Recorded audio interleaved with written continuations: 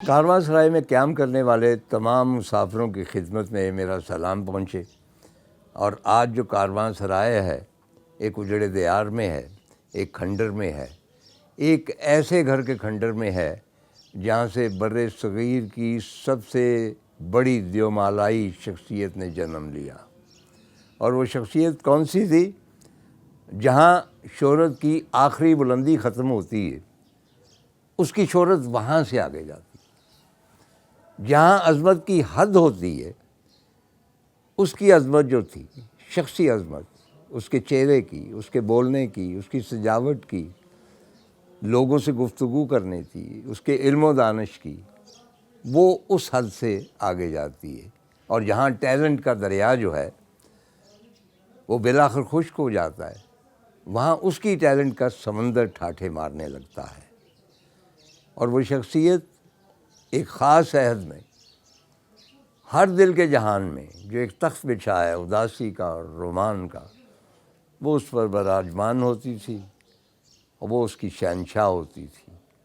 خواتین و حضرات، آج میں اس کھنڈر گھر میں ہوں جہاں دلیپ کمار نے جنم لیا، اور یہاں بیٹھے ہوئے میں کچھ عجیب سا محسوس کر رہا ہوں، کیونکہ میرا بچپن جو ہے وہ دلیپ کمار کے ساتھ گزرا۔ وہ ہمارا آئیڈیل تھا، ہمارا ہیرو تھا۔ ہم اسے بہت سارے رشتوں میں دیکھتے تھے، ایک بڑے بھائی کی صورت، ایک باپ کی صورت، اور ایک ایسا شخص جو ہماری اداسی اور رومان کو شیئر کرتا تھا۔ ہماری خواہش ہوتی تھی کہ ہم اس کی طرح کی شکل بنائیں اور اسی طرح اپنے ماتھے پہ بال بکھیریں۔ آپ دیکھ رہے ہیں کہ میرے بال جو ہے یہ گھنگریالے ہیں، چنانچہ یہ ماتھے پہ نہیں آ سکتے تھے، یہ بڑے ہوتے جاتے چھتا سا بن جاتا تھا۔ اور ہماری خواہش تھی کہ ہمارے بال آگے آئیں اور ہم وہ ڈائلاگ بولیں جس کا میں تذکرہ بعد میں کروں گا۔ لاہور کے ایک فوٹوگرافر تھے بھٹی صاحب، بھٹی صاحب تھے، رولو صاحب تھے یہ، اور زیدی صاحب، یہ فیمس فوٹوگرافر تھے۔ اور بھٹی صاحب نے مجھے ایک قصہ سنایا، میری شادی کی فوٹو شوٹ جو تھی انہوں نے کی تھی۔ کہنے لگے کہ اس زمانے میں میرے پاس بے شمار نوجوان آتے تھے اور کہتے تھے سر ہماری تصویر اس طرح بنائیں کہ ہم دلیپ کمار لگیں۔ تو میں اکثر کہتا تھا کہ بیٹے آپ کی بوتھی دلیپ کمار کی طرح نہیں ہے، تو میں کیسے تصویر میں آپ کو دلیپ کمار دکھا دوں۔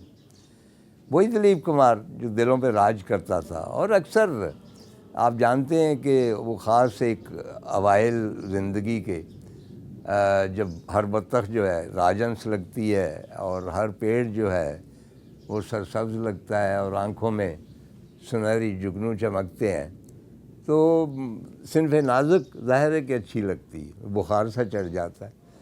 اس میں بھی دلیپ کمار کا عمل دخل ہوتا تھا۔ ہم اس کے رومانٹک ڈائلاگ یاد کر کے چاہے اس خاتون کو سنائیں نہ سنائیں، ہم دل ہی دل میں اس کے قریب سے گزرتے ہوئے سناتے تھے۔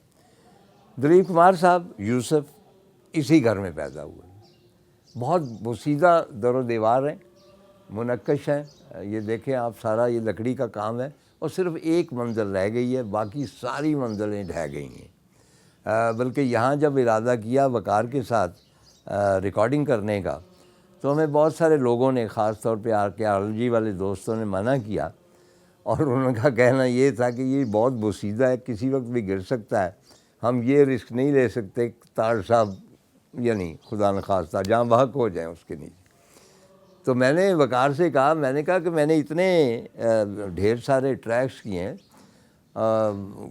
کئی جگہ سارے ہی جان لیوا ٹریکس تھے، تو وہاں دراڑیں، برفانی دراڑیں ہیں، نیچے برالڈو ریور ہے، وہ میں نے خدشے مول لیے، تو وہاں اگر میں گر کر ہلاک ہو جاتا تو گمنام رہتا۔ تو یہاں اگر خدا نہ خواستہ یہ گھر کی کوئی نہ کوئی اینٹ میرے اوپر آ پڑے یا وہ چتیر جو ہے وہ آ جائے، تو بعد میں لوگ تو یہ تو کہیں گے نا کہ دلیپ کمار کے گھر میں ان کی موت واقع ہوئی۔ یعنی میں ان کی آپ کو بتا رہا ہوں کہ ان کی جو پرستش ہے ایز اے فین، یہ اس پورے عہد کو میں ریپرزینٹ کر رہا ہوں، یہ صرف میں نہیں ہوں۔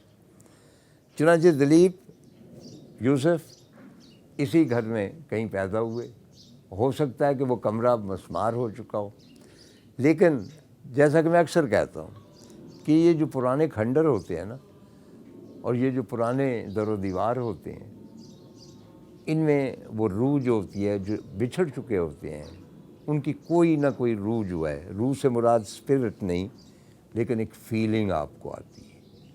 مطلب مجھے یہ فیلنگ آ رہی ہے کہ مطلب یہ جھروکا اتنا خوبصورت کہ اس میں سے ترانہ کا دلیپ کمار جو ہے بال بکھرائے یہ یوں کر کے جھانک رہا ہے، یا اس جھروکے میں آن کا دلیپ کمار جو ہے یوں ہے، اور یہ جو جھروکا ہے اس میں انارکلی کا پرنس سلیم جو ہے وہ جھانک رہا ہے. آپ محسوس کر سکتے ہیں کہ ایسا سب کچھ ہو رہا ہے. دلیپ کے والد صاحب ڈرائی فروٹ کا کاروبار کرتے، سرور خان، انتہائی مذہبی شخص تھے، جس طرح کہ خیبر پختونخوا میں ماشاءاللہ بیشتر لوگ ہوتے ہیں. 5 وقت نماز بھی پڑھتے تھے، تہجد بھی پڑھتے تھے، اور خاص طور پہ جمعے کے روز وہ چھوٹے یوسف کو بھی ساتھ لے جاتے تھے اور مسجد قاسم خان میں جاتے تھے، اور یہ نزدیکی مسجد.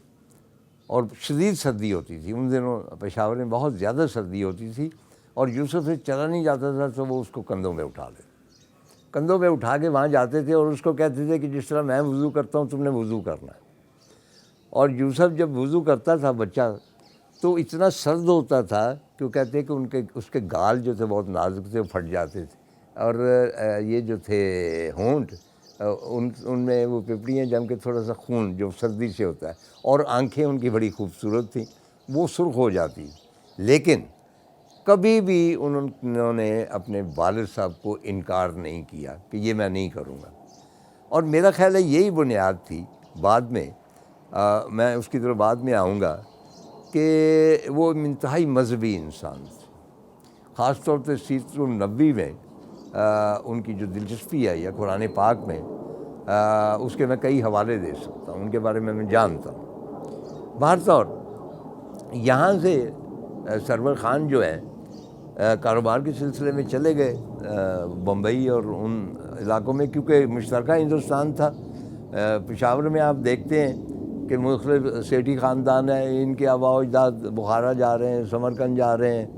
اسی طرح یہاں کے جو تاجر تھے یا جو چاہتے تھے بڑی اپرچونٹی، میرے والد صاحب جب برصغیر کی تقسیم سے پیشتر پورے ہندوستان میں جاتے تھے، اور ہمارے بھی وہاں پہ ایجنٹ تھے یا گوڈاؤن تھے، تو ایگزیکٹلی اسی طرح ہی سرور خان بھی وہاں پہ گئے. اور اس کے بعد ان کے ساتھ ہی پرتھوی راج کپور، جیسا کہ میں عرض کر چکا ہوں، وہ بھی یہاں قریب ہی ان کی حویلی تھی، بہت شاندار حویلی. یہ بہت گہرے دوست تھے. آپ لالا پرمیشر ناتھ اس کا داروغہ تھے، اور یہ وہاں بھی ان کی دوستی جو تھی وہ قائم رہی، ایک دوسرے سے ملتے تھے. بلکہ پرتھوی راج اس زمانے میں تھیٹر میں فلم میں آ چکے تھے، تو ہمیشہ سرور صاحب اپنے دوست کو داروغہ کو، پرتھوی کے والد صاحب کو تانے دیا کرتے تھے کہ اے تیرے منڈے نے کی کام شروع کر دیتا کنجراں والا، یا مطلب یہ میں لفظ اس زمانے میں استعمال. تو وہ کہتے تھے کہ بھئی میں کیا کروں گا، مطلب ہے کہ وہ بچے نے ضد کی ہے اور میں کچھ کر نہیں سکتا تھا. لیکن سرور صاحب کو یہ سخت ناپسند تھا کہ کوئی بھی شخص اداکاری کے فیلڈ میں جائے. باہر طور حالات کچھ ایسے ہوئے کہ اب یوسف خان جو تھے انہیں کہیں پونا وغیرہ میں ایک کینٹین میں ملازمت کرنی پڑی. وہاں کچھ عرصہ انہوں نے خشک پھل کا کاروبار بھی کیا، اور اس میں خاصے پیسے کمائے. یعنی اس زمانے میں جب تنخواہ 100-200 ہوتی تھی، انہوں نے 2000 روپیہ کمایا خشک پھل کے کاروبار میں. اور جو واپس آئے اس کے بعد پھر بیکاری آ گئی، تو وہاں پہ ایک ڈاکٹر ہنسو یا اس قسم کا نام تھا، ان کو انہوں نے کہا کہ مجھے نوکری چاہیے. وہ ان کو لے گئے دیوکا رانی کے پاس. دیوکا رانی اس وقت بہت ہیوج ایک فگر تھی انڈین فلم انڈسٹری کا، اور ان کو کہا کہ یہ نوجوان ہے، اسے کوئی نوکری چاہیے. اچھا، نوجوان اس لیے نہیں گیا تھا کہ میں ہیرو بن جاؤں، اس کا مطلب تھا کہ کہیں آفس میں مجھے 100-200 روپے کی جاب مل جائے تاکہ میرے گھر کا خرچہ چلتا رہے. تو دیوکا رانی نے ان سے پوچھا یوسف سے کہ تم اداکاری کر سکتے ہو؟ تو میں نے کہا جی پتہ نہیں. اداکاری کرنا چاہتے ہو؟ جی شاید. اب ان کو تو نہیں پتہ. انہوں نے کہا تم اردو بول سکتے ہو؟ تو انہوں نے کہا ہاں جی میری مادری زبان ہند کو ہے، میں اردو بول سکتا ہوں.